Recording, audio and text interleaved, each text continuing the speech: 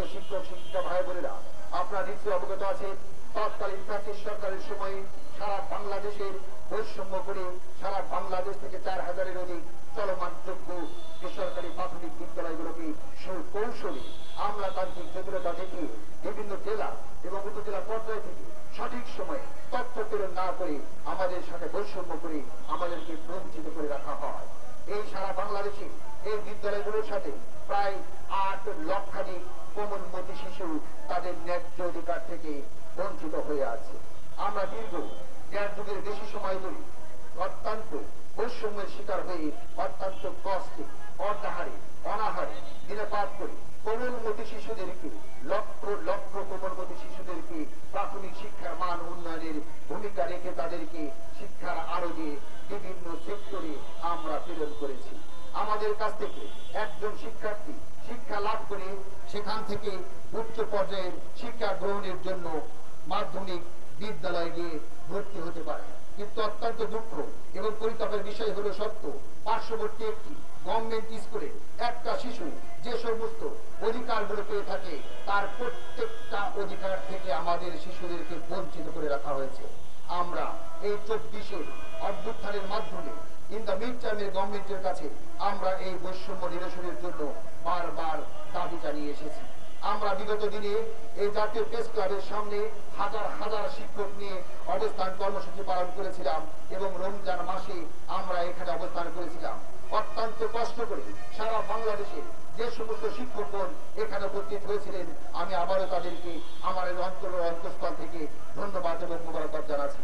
প্রিয় ভাই বোনেরা, আপনারা আরো অবগত আছেন গত 12 মার্চে আমাদের এখান থেকে একটি পদযাত্রা করে আমরা যখন কদম ঘোড়ার কাছে যাই পুলিশের বাধার সম্মুখীন হয়ে সেখানে প্রায় আমার সারা বাংলাদেশ থেকে আহত যে সমস্ত শিক্ষক শিক্ষিকা বিন্দু এখনো হসপিটালে ভর্তি আছে তাদের দ্রুত সুস্থতা কামনা করছি।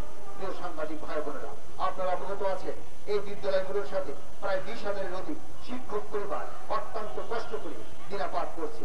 তারা দুবেলা দুমুঠো অন্যের জন্য অত্যন্ত কষ্ট করে উইদাউট স্যালারিতে বিনা বেতনে দীর্ঘ 20টি বছর যাবৎ তারা অত্যন্ত পরিশ্রম করে প্রাথমিক শিক্ষার মান উন্নয়নে যথেষ্ট ভূমিকা পালন করে আসছে। প্রিয় সাংবাদিক ভাই বোনেরা, আমি আপনাদের মাধ্যমে বলতে চাই তৎকালীন ফ্যাসিস্ট সরকারের সময়ে আমাদের এই বিদ্যালয়গুলো নিয়ে তাল বাহানা করে যেভাবে আমাদেরকে কৌশলে বঞ্চিত করে রাখা হয়েছিল আমরা বিশ্বাস করি বর্তমান সময়ে এই 24-এর অভ্যুত্থানের ছাত্র জনতার অভ্যুত্থানের মাধ্যমে যে সরকার এসেছে তারা অবশ্যই আমাদের এই বৈষম্যের নিরসন করবে। প্রিয় সাংবাদিক ভাই বোনেরা, আপনাদের মাধ্যমে আমাদের এই দাবিটা সর্বস্তরে প্রত্যেকটা জনগণের কাছে কর্ণগোচরে পৌঁছানোর জন্য বিনীতভাবে আপনাদের আমি অনুরোধ করব।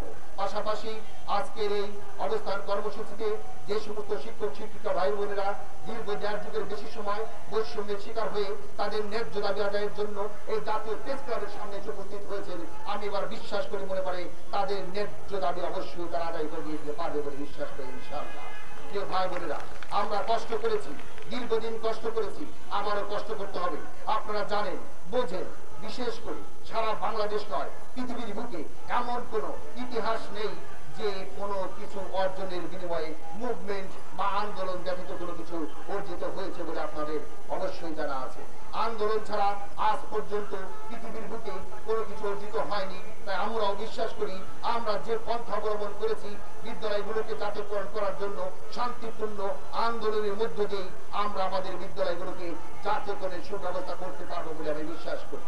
প্রিয় ভাই বোনেরা, আমি আপনাদের সকলের এখানে আসার জন্য অত্যন্ত কষ্ট করার জন্য আমি আবারও কেন্দ্রীয় কমিটির পক্ষ থেকে আপনাদের ধন্যবাদ জানিয়ে এবং আমাদের বিদ্যালয়গুলোকে দ্রুত জাতীয়করণের ব্যবস্থা গ্রহণ করার জন্য মাননীয় প্রধান উপদেষ্টা বরাবর হস্তক্ষেপ কামনা করি আমার সংক্ষিপ্ত বক্তব্য শেষ করছি।